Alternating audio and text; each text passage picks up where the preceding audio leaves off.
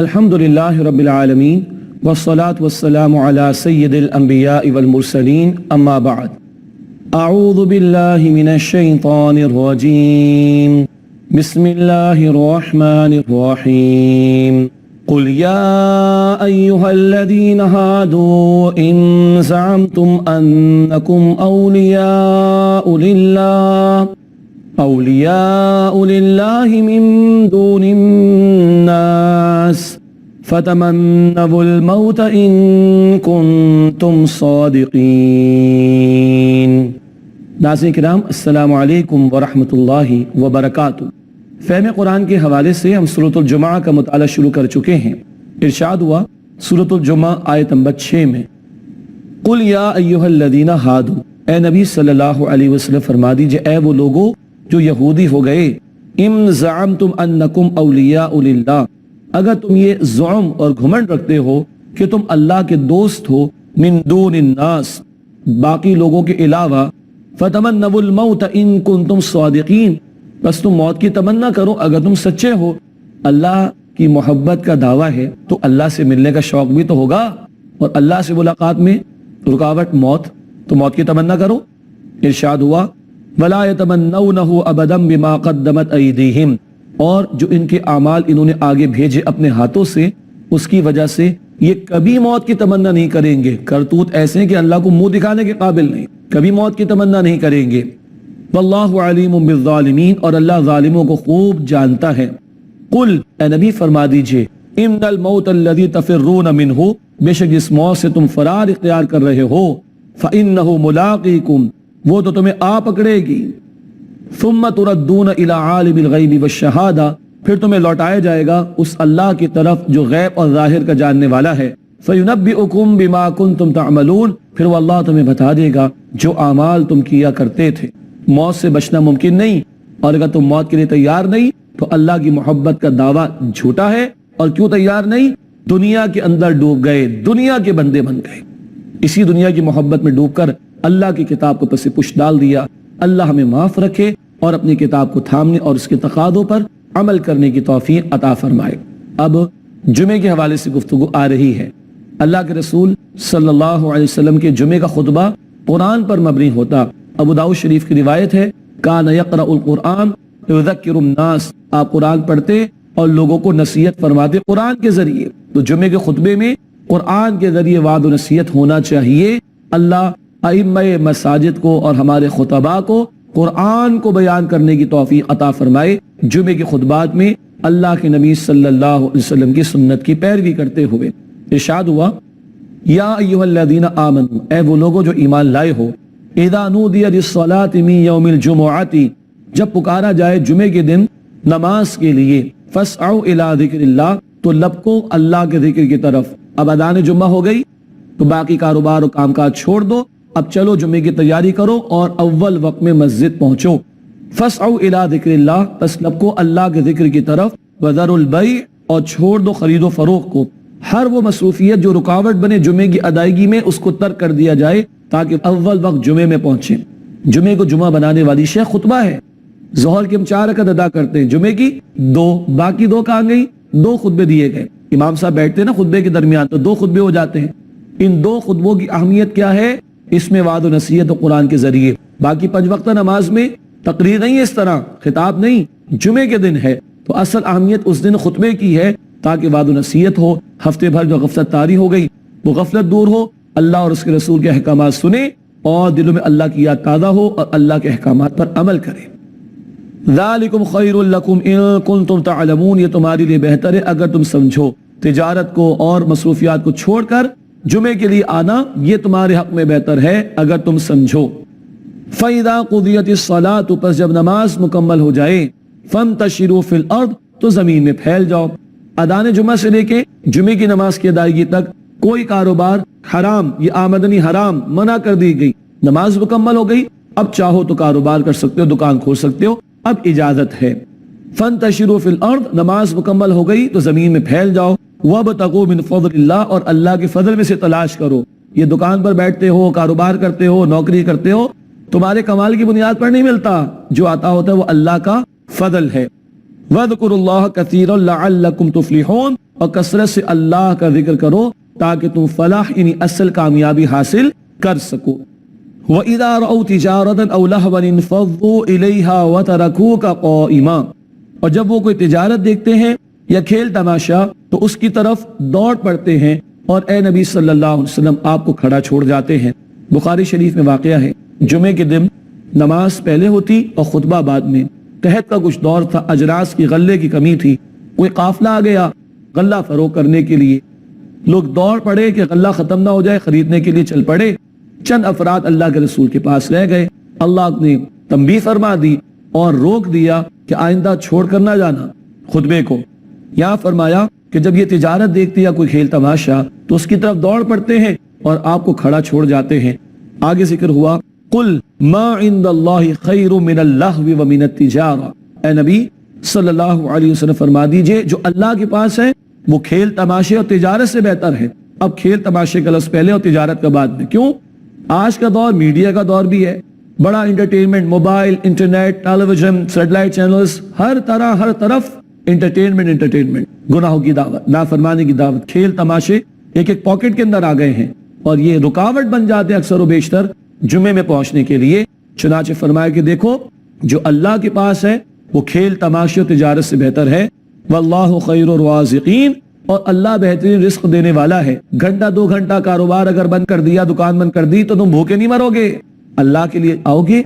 अल्लाह ही है जो बेहतरीन रिस्क अता फरमाने वाला है। अल्लाह हमें जुमे का एहतमाम करने, बाकायदा उसकी अदायगी करने, एहतमाम के साथ तौफीक अता फरमाए, और अव्वल वक्त अल्लाह हमें जुमे में पहुंचने और वाद नसीहत को सुनने की तौफीक अता फरमाए। नाज़रीन किराम, सूरतुल जुमा का इख्तिताम हुआ अल्हम्दुलिल्लाह। अब आइए आगाज करें सूरतुल मुनाफिकून का। सूरत के नाम से जाहिर है मुनाफिकों का बयान आएगा। तवील मदनी सूरतों में सूरह निसा, सूरह तौबा, सूरह नूर, सूरह अहज़ाब, मुनाफिकीन का बहुत बयान आया। बहुत जामियत के साथ चंद आयात में निफाक का मौजू यहाँ पर ज़ेर बहस आया है। निफाक, अल्लाह का दीन समझ में आ जाए और फिर बंदा अल्लाह के दीन के बजाय दुनिया को तरजीह दे, दुनिया की मोहब्बत में डूब कर अल्लाह के दीन से फरार इख्तियार करे, दीन की जिद्दोजहद को तर्क कर दे। यह है निफाक कुरान के मुताबिक। इन मुनाफिकीन की अलामात क्या हैं और इन मुनाफिकीन की शनात और इनका अंजाम क्या होगा, ये निफाक पैदा कैसे होता है, इससे बचना कैसे चाहिए, और अगर पैदा हो जाए तो इसका इलाज क्या है, ये सब बातें सूरतुल मुनाफिकून में आएंगी इंशाअल्लाह। याद रखिए, हम पढ़कर गुजर ना जाए तो मुनाफिकों का बयान है, नहीं। अल्लाह के रसूल में दुआ करते थे, अल्लाहुम्मा ताहिर क़ल्बी मिनन निफाक, ए अल्लाह मेरे दिल को निफाक से पाक कर दे। जब अल्लाह के रसूल को खौफ है तो हम क्या बच के निकल जाए ऐसे ही? हमें भी खौफ होना चाहिए। हदीस बुखारी मुस्लिम में, मुनाफिक की क्या अलामत? जब बात करे झूठ बोले, जब वादा करे खिलाफ वर्जी करे, जब अमानत रखवाई जाए खयानत करे, और जब झगड़े पर आए तो गालियों पर उतर आए। क्या ये चीज़ आज हम मुसलमानों में नहीं? हदीस में आया जिसमें सारी बातें वो पक्का मुनाफिक, और जिसमें जितनी बातें वो उतना मुनाफिक। अल्लाह हमें निफाक से बचाए। आइए सूरतुल मुनाफिकून का आगाज करें। बिस्मिल्लाहिर्रहमानिर्रहीम। इदा जाअकल मुनाफिकून क़ालू नशहदु इन्नका लरसूलुल्लाह। ए नबी सल्लल्लाहु अलैहि वसल्लम, जब मुनाफिकीन आपके पास आते हैं तो कहते हैं हम गवाही देते हैं बेशक आप अल्लाह के रसूल हैं। अब्दुल्ला बिन उबई जो इनका सरदार था, जुमे में पहली सफ में होता था, लोगों में गवाही देता हूं अल्लाह के रसूल। ये तुम्हें ऐलान करने की क्या जरूरत? इरशाद हुआ वल्लाहु यअलमु इन्नका लरसूलु, और अल्लाह जानता है बेशक ए नबी आप अल्लाह के रसूल हैं। वल्लाहु यशहदु इन्नल मुनाफिकीन लकादिबून, और अल्लाह गवाही देता है कि बेशक ये मुनाफिकीन झूठे हैं। बात सही कह रहे हैं मगर दिल से नहीं कह रहे, इसलिए झूठे हैं। और झूठ निफाक का पहला दर्जा, पहली अलामत। जब अल्लाह की राह में निकलने के मौके आते थे तो ये लोग झूठे बहाने बनाते थे। सूरह तौबा में हमने पढ़ा, हमें तो रहने दीजिए, हम तो पीछे रह जाने वालों के साथ रह जाएं। झूठ बोलते थे, पहली अलामत, यह पहला दर्जा। इत्तखज़ू अयमानहुम जुन्नतन फसद्दू अन सबीलिल्लाह, इन लोगों ने अपनी कस्मों को ढाल बना लिया, बस वो रुकते भी हैं और रोकते भी हैं अल्लाह के रास्ते से। सद्दा या सुद्दू के दोनों मानी, खुद रोकना और दूसरों को रोकना। इन्नहुम साअ मा कानू यअमलून, बेशक बहुत बुरा है जो वो अमल करते हैं। नाज़रीन किराम, इन मुनाफिकीन के हवाले से गुफ्तगू जारी रहेगी, मगर इंशाअल्लाह आपसे मुलाकात होती है एक वक्फे के बाद। अस्सलामु अलैकुम व रहमतुल्लाहि व बरकातुहू। كلام الله داعي. السلام علیکم ورحمۃ اللہ وبرکاتہ. ناظرین کرام، پروگرام میں ایک مرتبہ پھر خوش آمدید. سورۃ المنافقون کا ہم نے آغاز کیا. منافقوں کا پہلا درجہ نفاق کا آیا جھوٹ بولنا. ہم آیت نمبر 2 کا مطالعہ کر رہے ہیں. آئیے دوبارہ سمجھے اس آیت کو. اتخذوا ایمانہم جنتاً، انہوں نے اپنی قسموں کو ڈھال بنا لیا. یہ دوسری علامت، دوسرا درجہ. تیسرا درجہ فصدوا عن سبیل اللہ، یہ خود بھی روکے اور دوسروں کو بھی روکا اللہ کے راستے سے. کیوں؟ دوسرے آگے بڑھ رہے سچے ایمان والے، یہ پیچھے رہتے ہیں تو نمایاں ہو جاتے ہیں، ان کا پول کھلتا ہے. یہ دوسروں کو بھی روکنے کی کوشش کرتے ہیں تاکہ ان کا پول نہ کھلے. انہم ساء ما كانوا يعملون، بے شک برا ہے جو وہ عمل کرتے ہیں. ذالک بانہم آمنوا، یہ اس لیے کہ یہ ایمان لائے. ثم کفروا، پھر انہوں نے کفر کیا، قبول کیا مگر فرار اختیار کرتے ہیں، رسول کی اطاعت اختیار نہیں کرتے، قتال سے جی چراتے ہیں، یہ عملاً کفر کر رہے ہیں. فطبع علی قلوبہم، پس ان کے دلوں پر مہر لگا دی گئی. فہم لا یفقہون، پس وہ سمجھتے نہیں ہیں. تو 3 باتیں آئیں: جھوٹ بولنا، جھوٹی قسمیں کھانا اور آگے بڑھنے والوں کو روکنا. وَإِذَا رَأَيْتَهُمْ تُعْجِبُكَ أَجْسَامُهُمْ، اور نبی جب آپ ان کو دیکھیں گے تو ان کے جسم آپ کو بڑا متاثر کریں گے. دنیا پرست ہے نا، خوب ڈیل ڈول ہوں گے ان کے. وَإِن يَقُولُوا تَسْمَعْ لِقَوْلِهِمْ، اور اگر یہ بات کریں تو آپ ان کی بات سن بھی لیتے ہیں. كَأَنَّهُمْ خُشُبٌ مُسَنَّدَةٌ، گویا وہ لکڑیاں ہیں جنہیں دیوار سے ٹیک لگا کر کھڑا کر دیا گیا ہو. درخت کے تنے کو کاٹنے گر جائے گا، اب اس کو سہارے کی ضرورت ہے. ان کا کردار تو کچھ ہے نہیں، جھوٹے، جھوٹی قسمیں کھانے والے، اطاعت سے فرار اختیار کرنے والے. اب یہ اپنے ظاہری ڈیل ڈول اور لباس اور گیٹ اپ وغیرہ کے ذریعے چاہتے ہیں کہ ان کو اچھا سمجھا جائے. یہ سہارا انہوں نے جھوٹا اختیار کر رکھا، ورنہ کردار کی کوئی پختگی ان کے اندر نہیں ہے. یحسبون کل صیحۃ علیہم، ہر بلند آواز کو اپنے اوپر گمان کرتے ہیں. کبھی انفاق کا مطالبہ، کبھی قتال کا تقاضا آیا، سمجھتے ہیں ہماری موت آ جائے گی، ڈرتے ہیں، موت سے فرار اختیار کرتے ہیں اور قتال سے جی چراتے ہیں، اللہ کے دین کی جد و جہد سے بھاگتے ہیں. ہم العدو فاحذرہم، یہ دشمن ہے، اے نبی ان سے چوکنا رہیے گا. قاتلہم اللہ، اللہ ان کو ہلاک کرے. انا یؤفکون، کہاں پھرے جاتے ہیں. اب آ رہا ہے 4تھا درجہ جو کہ پوائنٹ آف نو ریٹرن کا. رسول اللہ صلی اللہ علیہ وسلم سے بھی بغض اور عداوت ان میں پیدا ہو گیا، معاذ اللہ. ارشاد ہوا وَإِذَا قِيلَ لَهُمْ، اور جب انہیں کہا جاتا ہے تعالوا، آؤ، یستغفر لکم رسول اللہ، تمہارے لیے اللہ کے رسول بخشش مانگیں. لووا رؤوسہم ورأیتم یصدون وہم مستکبرون، تو آپ دیکھیں گے وہ اپنے سروں کو پھیر لیتے ہیں اور آپ انہیں دیکھیں گے کہ وہ تکبر کرتے ہوئے رکتے ہیں. استغفر اللہ. ایسا تکبر آ گیا کہ اب رسول کی استغفار لینے کے لیے بھی آمادہ اور تیار نہیں. یہ گراوٹ کی انتہا ہے نفاق والوں کی، منافقین کی، کہ وقت کے امیر اور رسول کریم صلی اللہ علیہ وسلم سے بھی دشمنی پیدا ہو گئی. اللہ کے رسول کی دعائیں لینے کو تیار نہیں. یہ ہے گندگی، گراوٹ کی نفاق کے حوالے سے کہ رسول اللہ کی بھی استغفار اور دعا کے لینے کے لیے تیار اور آمادہ نہیں. اب اللہ نے بڑی سخت بات ان کے برے انجام کے حوالے سے بیان فرمائی. سواء علیہم، ان کے حق میں برابر ہے، استغفرت لہم ام لم تستغفر لہم، اے نبی آپ ان کے لیے بخشش مانگیں یا نہ مانگیں، لن یغفر اللہ لہم، اللہ ہرگز انہیں معاف نہیں فرمائے گا. یہ سخت ترین سزا ان کے لیے. اب تو اللہ ہرگز ان کو معاف نہیں فرمائے گا. ان اللہ لا یہدی القوم الفاسقین، بے شک اللہ فاسقوں کی قوم کو ہدایت نہیں دیتا. اللہ ہمارے دلوں کو نفاق سے پاک فرمائے اور اپنے دین کی خدمت اور سربلندی کی جد و جہد میں ہم سب کو شریک ہونے کی توفیق عطا فرمائے.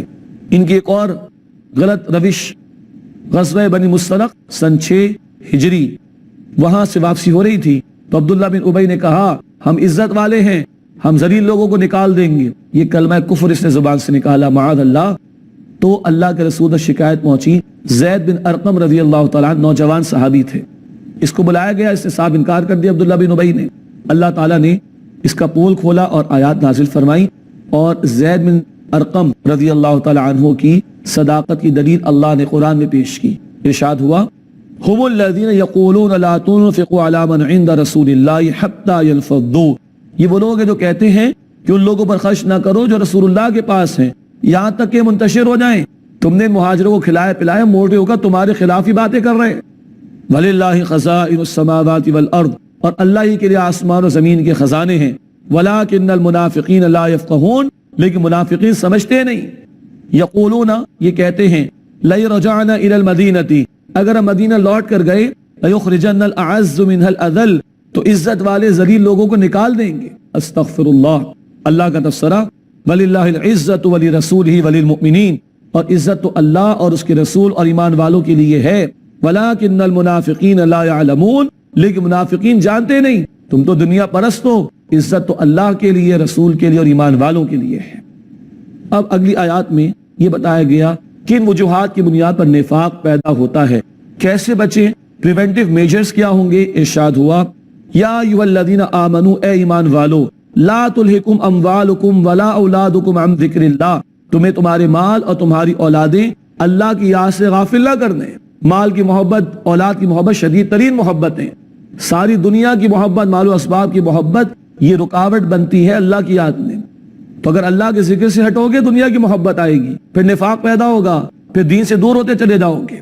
تو اللہ کی یاد سے تمہیں تمہاری مال تمہاری اولادیں روک نہ دیں. قرآن کی تلاوت, ذکر و اذکار اللہ کے رسول کے بتائے ہوئے, نماز کے ذریعے اللہ کی مدد چاہنا, ان سب کا ہمیں اہتمام کرنا چاہیے. وَمَن يَفْعَلْ ذَلِكَ اور جو یہ کرے گا فَأُولَٰئِكَ هُمُ الْخَاسِرُونَ تو یہی لوگ خسارہ اٹھانے والے ہوں گے. تو ذکر الہی ہر دم دل میں بھی, زبان میں بھی اور عمل میں اللہ کی اطاعت. جب تک اللہ کی اطاعت پر لگے رہیں گے انشاءاللہ نفاق کے حملے سے بچیں گے. دل میں اللہ کی محبت ہو, دنیا کی نہ ہو, تو نفاق کے حملے سے انشاءاللہ بچے رہیں گے. اور اگر نفاق کی بیماری لگ جائے تو علاج کیا ہے؟ مال خرچ کرو اللہ کی راہ میں. ارشاد ہوا وَأَنفِقُوا مِمَّا رَزَقْنَاكُم مِّن قَبْلِ أَن يَأْتِيَ أَحَدَكُمُ الْمَوْتُ اور خرچ کرو اس میں سے جو ہم نے تمہیں رزق میں سے عطا فرمایا اس سے پہلے کہ تم میں سے کسی کو موت آئے.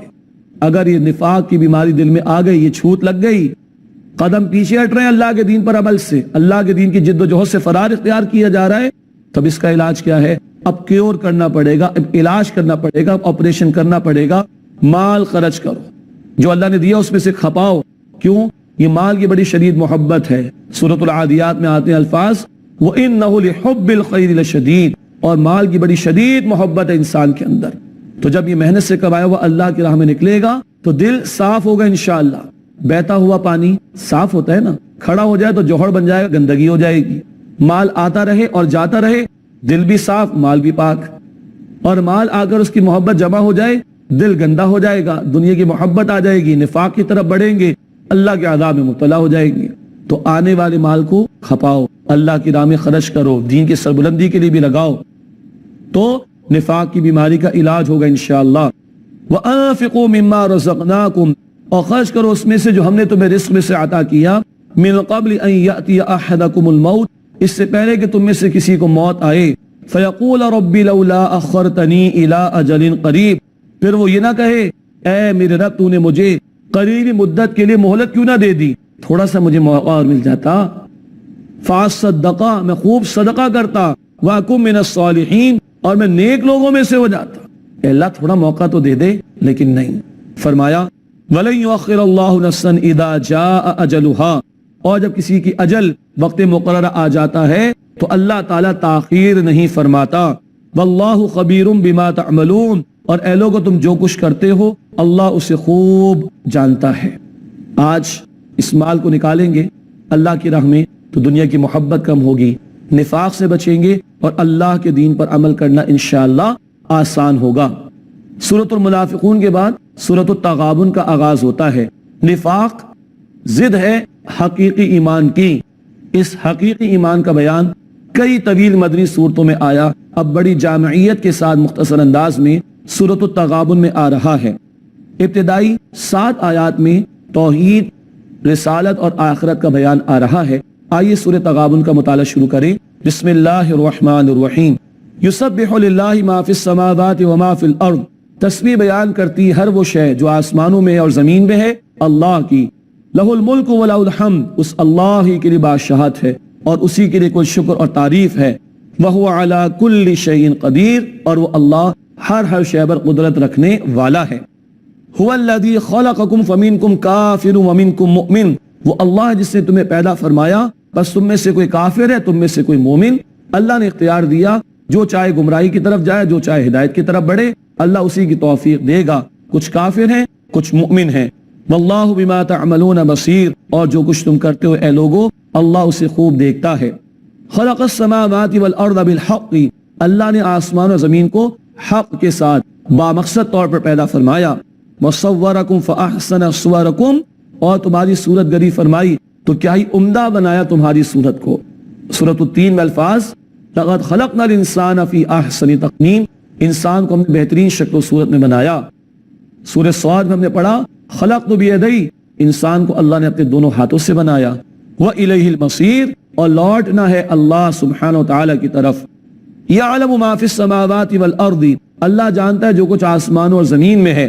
وَيَعْلَمُ مَا تُسِرُّونَ وَمَا تُعْلِنُونَ، اور اللہ جانتا ہے جو کچھ تم چھپاتے ہو اور جو کچھ تم ظاہر کرتے ہو۔ واللہ علیم بذات الصدور، اور اللہ سینوں کے رازوں سے بھی واقف ہے۔